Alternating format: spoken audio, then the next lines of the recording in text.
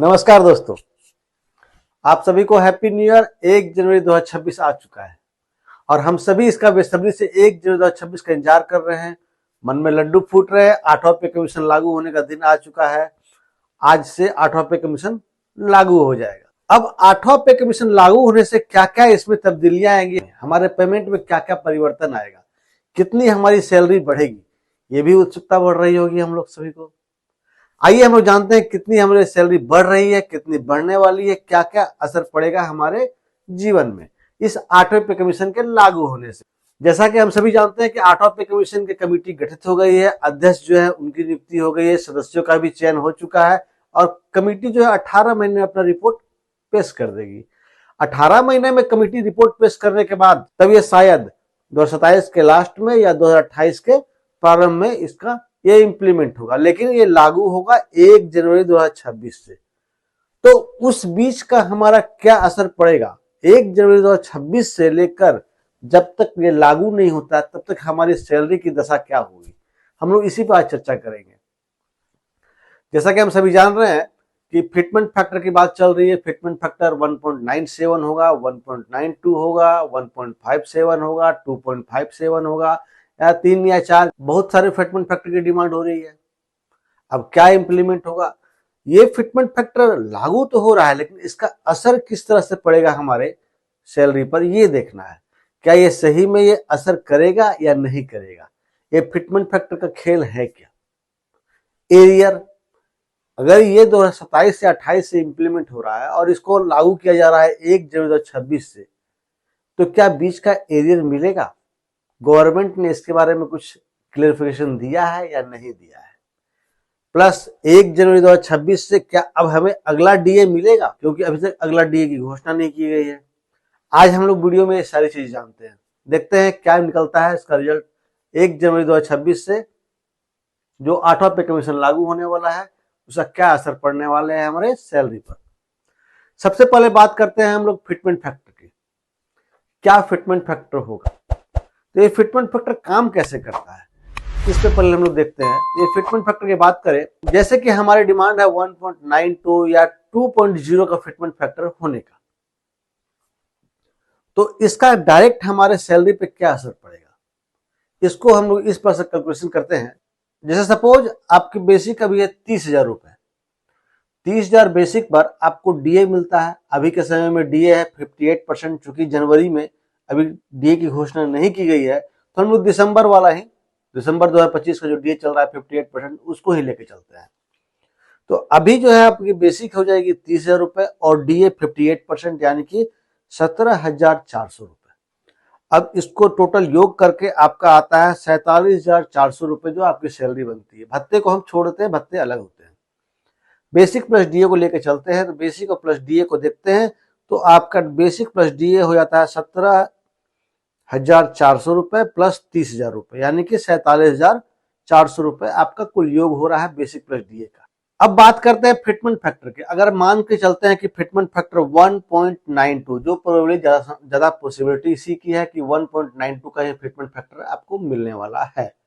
तो 1.92 का अगर फिटमेंट फैक्टर देखें तो आपको मिलता है कितना, 30,000 की बेसिक पर 1.92। डीए आप इसमें ऐड नहीं कर सकते, आपके बेसिक पर ही फिटमेंट फैक्टर का इंप्लीमेंटेशन होता है।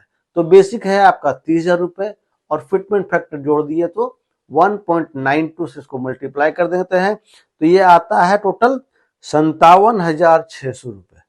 आप देखें तो आपके बेसिक का 1.58 जो का फिटमेंट फैक्टर ऑलरेडी इंप्लीमेंट था। क्यों, क्योंकि 30,000 पर जो आपको डीए मिल रहा था 58%, वो हो जाता है 17,400 रुपए। अगर इसको आप देखें तो आपका बेसिक पे 1.58% ऑलरेडी आपको पहले से मिल रहा था। चूंकि 8वां पे कमीशन लागू होगा तो डीए हो जाएगा 0। अब डीए हो जाएगा 0 तो आप 30,000 पे 1.92 भी देखिएगा तो 57,600 रुपए, यानी कि आपको लगभग 10,200 रुपए का फायदा हो रहा है। नए जो फिटमेंट फैक्टर लगाएंगे 1.92 तो आपको 10,200 रुपए का फायदा हो रहा है। लेकिन गवर्नमेंट क्या फिटमेंट फैक्टर लगाने वाली है ये पता नहीं है। इट मे बी गवर्नमेंट 1.50 लगा दे, 1.58 लगा दे। अगर 1.58 का फिटमेंट फैक्टर लगाती है गवर्नमेंट तो आपके सैलरी में अंतर होगा 0, मतलब आपको 0 रुपए का प्रॉफिट होगा। 1.58 पे ऑलरेडी आप चल रहे हैं, अगर 1.50 का लगा दे तो आपकी सैलरी हो जाएगी, कम हो जाएगी। संभावना ये नहीं है कि 1.50 हो जाए, लेकिन 1.58 से कितना ज्यादा होगा, 1.58% का जो फिटमेंट फैक्टर है उससे जितना आगे होगा वही आपकी सैलरी में बढ़ोतरी होगी। ये तो बात हो गया फिटमेंट फैक्टर का, अगर 1.58 से ज्यादा अगर फिटमेंट फैक्टर मिला तो आपकी सैलरी में बढ़ोतरी होगी, अदरवाइज कोई भी बढ़ोतरी नहीं होगी। अब हम बात करते हैं डीए की। क्योंकि 1 जनवरी 2026 से ये लागू हो रहा है, तो क्या हमें जनवरी माह में 2026 के जनवरी माह में डीए मिलेगा या डीए हमारा फ्रीज हो जाएगा? अब डीए फ्री हो जाएगा, मैं ये बात क्यों कह रहा हूँ, क्योंकि ये गवर्नमेंट पहले भी डीए फ्रीज कर चुकी है। क्योंकि हम सभी जानते हैं कोरोना काल में हम लोग का डीए फ्रीज हो चुका था। तो महंगाई भत्ता जो है वो महंगाई को देखते हुए बढ़ाई जाती है। कभी ये 2% बढ़ता है, कभी 3% बढ़ता है, कभी 4%, कभी 6% तक बढ़ जाता है, और कभी नहीं बढ़ता। अगर महंगाई नहीं बढ़ी तो महंगाई जो है भत्ता नहीं भी बढ़ता है। और हम लोग ये देख चुके हैं कोरोना काल में हम लोग का महंगाई भत्ता बढ़ा ही नहीं। क्यों? महंगाई नहीं बढ़ी। तो महंगाई भत्ता जो है साल में 2 बार मिलता है, ये सभी जानते हैं हम लोग। तो महंगाई भत्ता कितना मिलेगा, मिलेगा या नहीं मिलेगा 1 जनवरी 2026 से? इट में भी कि उसको फ्रीज कर दिया जाए, ये बोल करके कि आपको 1 जनवरी 2026 से 8वां पे कमीशन लागू होना है, तो उसके अनुसार आपका डीए 0 हो जाएगा और 0 से शुरू होगा। ये तो हो गया डीए की बात की महंगाई भत्ता मिलेगा या नहीं मिलेगा। अगर घोषणा हुई तो मिलेगा। जो घोषणा हो रही है कि 2% का इंप्लीमेंट हो रहा है, 2% महंगाई भत्ता बढ़ रही है या 4% बढ़ रही है, महंगाई के अनुसार सरकार अगर घोषणा करती है तो 1 जनवरी 2026 में जो हमारा 8वां पे कमीशन अनुसार बेसिक होगा उस पे ही वो इंप्लीमेंट माना जाएगा और उसको एरियर ग्रुप में दिया जाएगा। अब ये मानते हैं कि एरियर मिलेगा या नहीं मिलेगा। ये हम सभी जान रहे हैं कि 2027 के लास्ट में या 2028 के प्रारंभ में जो है 8 पे कमीशन आने वाला है, जो कि इंप्लीमेंट होगा 1 जनवरी 2026 से।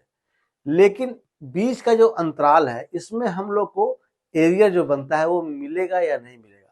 इस बारे में जब सरकार से प्रश्न किया गया तो सरकार का जवाब बहुत नॉर्मल सा आया कि अभी हम लोग कैलकुलेशन कर रहे हैं कि कितना फंड आएगा हमारे पास, उसके अनुसार ही सारा 8वां पे कमीशन की मनोदशा तय की जाएगी।